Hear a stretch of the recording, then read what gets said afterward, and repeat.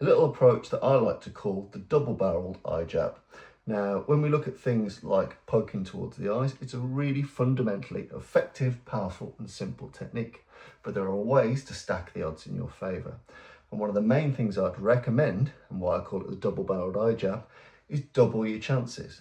If you're like me, you're involved in striking arts to any degree, you'll spend a lot of time in the ring, moving around, and you can typically get pretty good successes off your double jab. Very, very often, the first jab might only just clip or only just reach and the second follows through.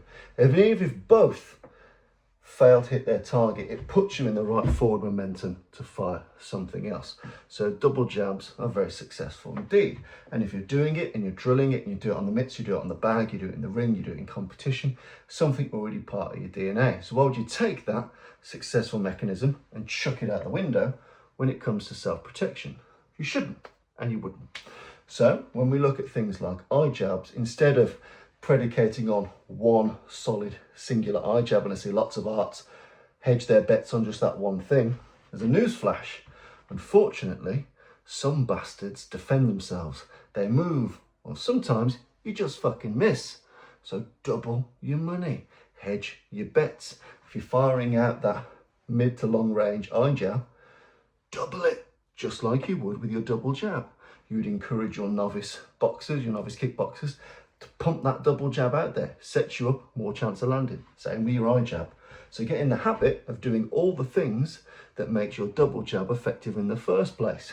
Yeah, turn your body a bit to the side, have that hand ready in defense, so between my shoulder and this hand, I've got good coverage.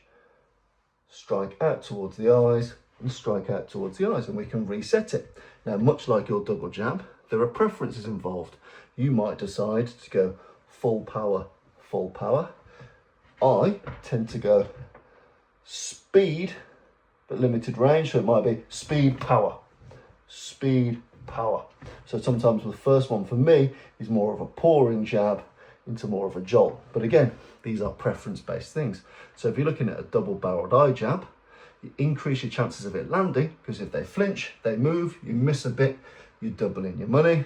It's already pre-programmed in, and like I said, building the natural defenses you would if you were throwing your normal jab. When you do it with your finger jab, I like to do it fingers a bit more splayed, but tensile, like you're holding a grapefruit or a ball, because then if I miss by a couple of centimeters, odds are another digit is going to find that target. So again, get used to starting your normal striking position. Once you've got that down and you can do it with solid structure, get used to doing it from conversation. Now, whether that's placating, being afraid, whether that's being more assertive, whatever that may be, let's go with assertive for now. Being a bit more assertive with that fence, they're not biting onto it. Boom, boom. All of the programming that's gone into your normal double jab can go into your double-barreled eye jab. And just like you might have seen, it could start relatively long range to closer range.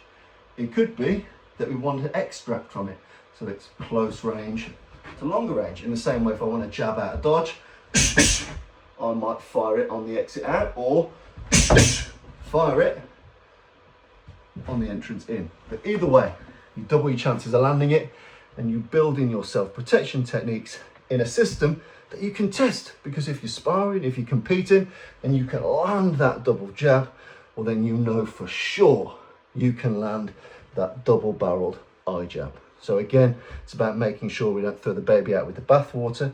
When we go from sports mode to self-protection, you can keep 99% of the DNA of the technique in there, from pop, pop to talking, pop, pop. Like I said, you needn't rethink everything. Everything's already built in. Your passive defense, your footwork, your momentum, how much you throw into it, your personal preferences with cadence, speed and power, the double-barreled eye jab. Because why would you hedge your bets on landing that glorious one, knowing that annoying people move, defend themselves, flinch, and otherwise try and impede the things that you want to do? So if in doubt, go double-barreled. Get it done. Drill it.